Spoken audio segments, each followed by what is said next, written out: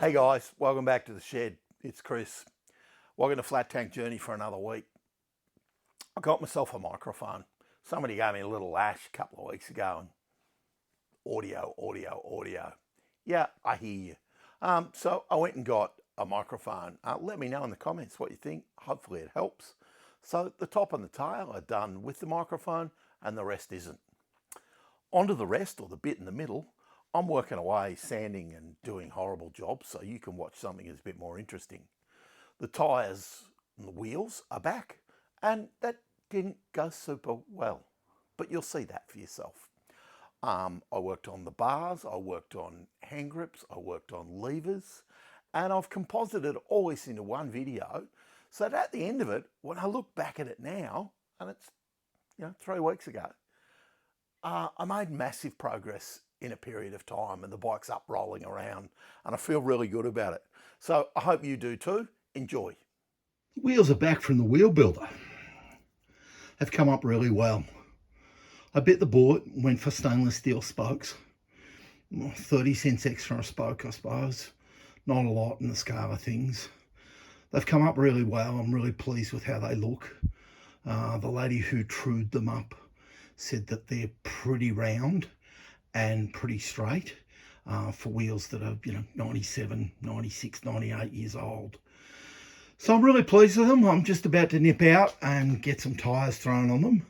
I'm going to get the original tyres thrown back on them for wheeling around and keeping everything in good order. Got the wheels picked up from the tyre place, and I just simply got the old tyres put back on for now. It's just as easy. It could be ages before this thing hits the road. The tyres are not great. They're new, or well, they've never been used, I don't think. But they've got a few cracks and a few bits and pieces in them. I think if you were going to ride the bike a lot, you'd replace them. Anyway, I'm going to get on now and give them a little bit of tyre foam to give them a nice clean up and see about getting this bike up to a roller. Well, it's a frustrating time in the shed.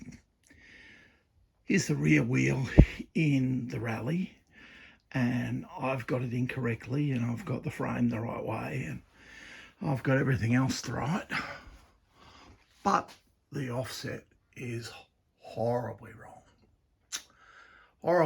So somewhere between the wheel builder and myself, we have fundamentally misunderstood one another, which is a bit of a shame because now it needs to go back to him. So, I disassembled the wheel and measured the offset in a particular way. Or to be more honest, I measured the offset, then disassembled the wheel, then had it powder coated. And I asked for a 32 to 34mm offset from the non-brake side. What I think I have is a 32 or 34mm offset from the brake drum side. And so we've misunderstood really badly. So I reckon I'm about 7/8, 22 mils out. There's a 10mm offset from the non-brake side, and it's about 3/4 to 7/8 of an inch off the center line of the bike. So it's got to go back to him, which is a pain in the butt because I've just had the tyres put back on. And so now I think I'll just throw the bike in the ute. Well, not throw it in. Now I think I'll put the bike in the ute, take the whole bike to him and get the rear wheel centered up in the frame so we don't have another mistake. It's just for the best. Onto the bars on the Raleigh. I'm a bit sick of working on it, so I thought I'd polish the bars instead. I think they're in chrome, might be nickel. They're a bit ratty in places, but they're not too bad. I'm just going to give them a buff with the soft wheel and see how they come up. I've done one side. I haven't put any compound or anything on it. I'm just using the compound that was on the wheel. I'm going to do the other side and do the neck, and then we'll see how it comes out. You really do need to be careful with bench grinders and buffing mobs. They will bite you on the bum and rip things out of your hands. Or a friend of mine cut his stomach open recently. Dangerous things. Pay attention. Well, I need to.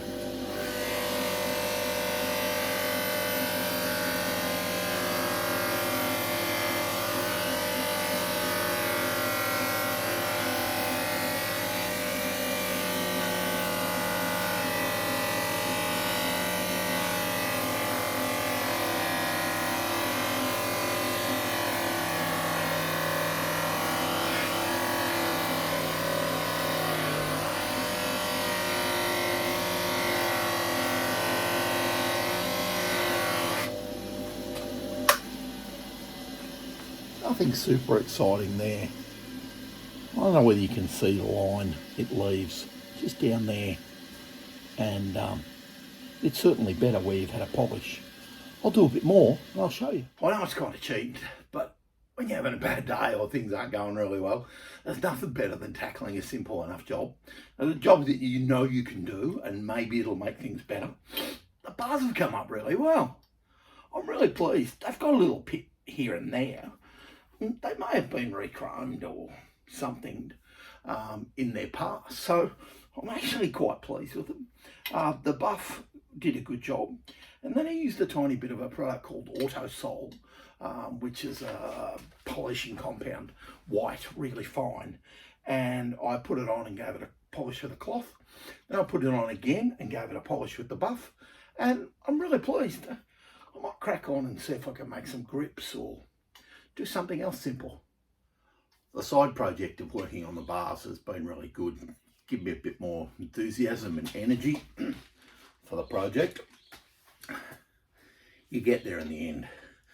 I made some grips to go on the bars. So the bars are 7/8 and they have inverted levers on the end. So this time I had to bore them out and leave the ends open. They're very, very, very snug fit.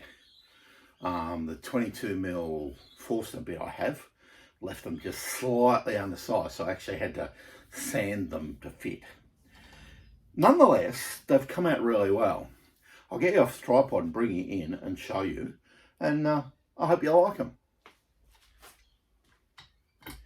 Here's the grips I made, and they will slide on the bar, so they can be pushed forward to screw in the inverted lever and then pushed back, and they should be fine. They're made of blackwood, but they're not as dark as some of the blackwood I've turned. So you end up with what you end up with.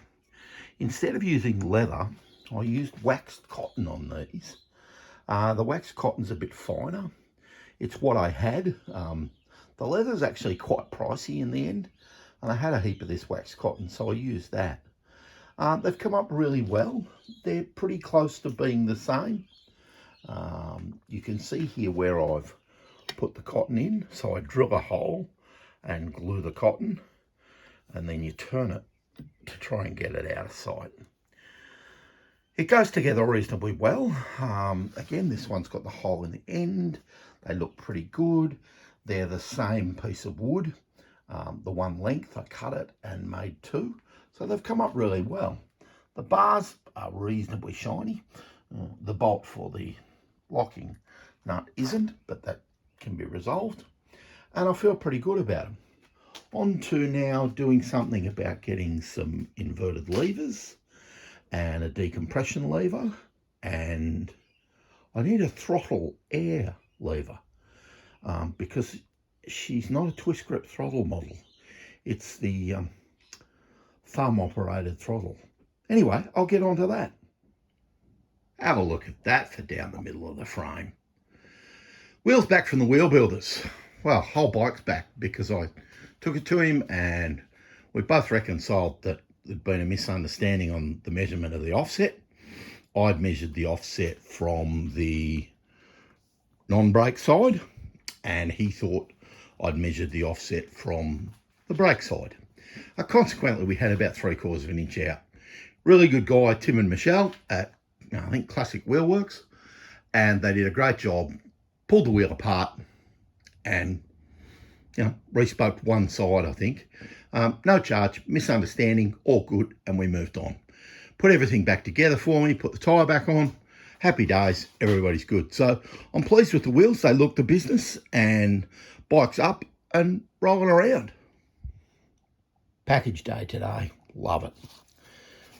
Parcel arrived, came in from India, and even some of the English stuff comes from there.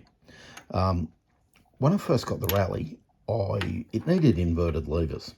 Now, inverted levers, just by their very nature, go like that inside the bars and the cables run inside, and that's all dandy, works well.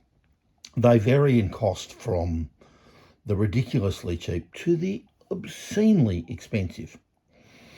I don't know what sort of levers the Raleigh had on it originally. I'm not sure I care. I probably do care. But these are what I got. I'll readily admit these were budget busters. So I'm going to put these on the bike with the grips and see how they look. All right, over here at the bike, I've just slid the grip on. Now the grips are really quite tight, but once you get them on, they loosen up. A bit frustrating. Let's see if this stuff actually fits, because bolt-on is not necessarily bolt-on, and they can be very frustrating. Especially pattern parts out of other countries. I can see already I've got an issue. And I'm fit inside there, and then you're left with modifying. It also, where it wants to screw in, will make the lever backwards, because that's where the hole is in the bottom, where it should screw in, and look at where the lever plugs. Very frustrating. Let's try the other one.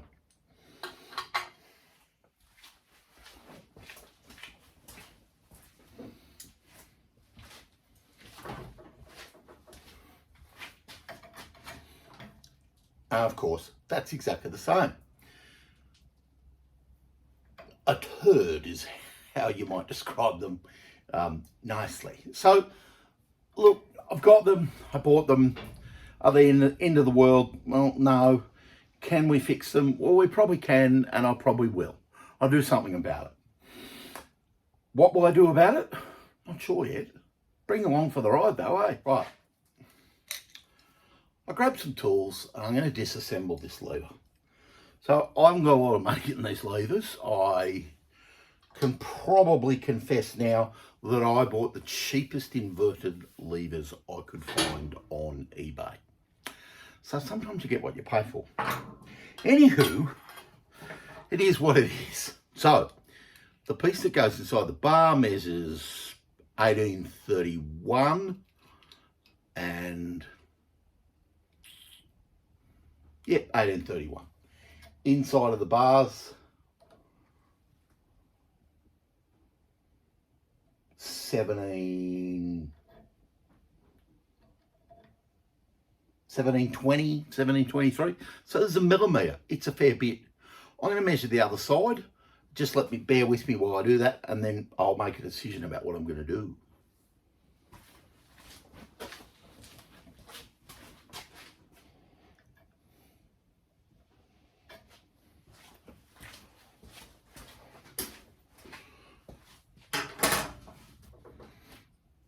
Right, my first reaction is you could drill this out.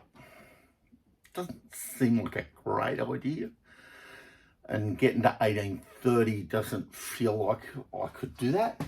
That actually seems like a bad idea. My next one is to try and mount it up in the lathe and turn a millimetre off the small diameter there, this one, and see how that goes.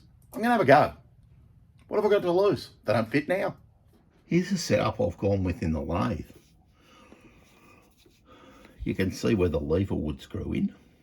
And I've just taken a tiny skim pass there as I've got to level it up. I've got a live centre in the back here, trying to keep it from flinging itself out and to keep it centred.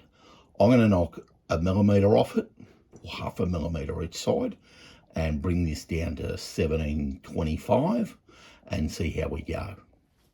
Back to the bars. I've overshot by about 0.1. Okay, well, it fits. And, it is a tiny bit loose. I'd rather have it been, 500ths, 700ths, or a tenth. Bugger, hate that. Anyway, you can see how it fits up now, and it fits up much better. Funny, end of the bars have got a little chamfer cut on them. Weird. Don't know about that. That's slightly strange, but anyway, much better result now. Still, the screw that goes through the bar and holds the inverted lever in like that is just in the wrong place relative to the bars. Now the bars have no adjustment in them. You can't tilt the bar like you could in a bicycle. So the only solution, there's two solutions, generally is, I can drill another hole in this, but I'm not sure where, or I can drill another hole in the bar. Now keeping in mind, you then slide the grip back over the top and everything sits up flush. You can't see any of it anyway. I'm inclined to mess around with this a little bit and drill another hole in the bar and then let the screw sit in it, because I also need to indent the bar, and that should be a countersinkable screw to let that to go into the bar. Sort of feeling as though I should have stumped up and spent more money now on better levers. But it is what it is, and it's all good fun. I'll bring you along as I find out a bit more. I got on and finished installing the levers. I didn't actually video it. It wasn't a big deal. You saw me spin this part of the lever in the lathe and bring it down in size just a little bit. And then I had to drill holes in the bars. And I should be able to move this and show you. So it slides out of the road. And if the glare will go on, you can see I've got a recessed Phillips head bolt, screw, whatever you want to call it, in there. Pretty hard to see because it's ground flat. And I'll put you down for a second. Pretty hard to see the screw, but the grip goes back over the top, and I made the grip myself. I'm pretty happy with it, and it's a reasonable fit up against the bar. Little gap there. Did the same on the clutch side. For very, very budget conscious levers, I'm really happy with the way they've come out. I think I've got them level-ish, not quite. I might have the front brake side tipped down ever so slightly more than the other. Or it could be the lever, or it could be a lot of things. They certainly look a lot better than they did when I got the bike. And for really almost no money, was a good result. There you go. That's Flat Tank Journey for another week. I hope you enjoyed it. I think the bike's starting to look really good. I'm getting over some of the problems that I've had, and I'm feeling good about the bike now that it's up rolling around and it looks like a motorbike again, which is really exciting. Hope the quality of the sound is good. You'll notice for the next few weeks that the top and the tail will be fresh with the microphone and the bit in the middle won't. So I hope you can bear with me while I experiment with sound and try and make you a better video and feel good about it for me too.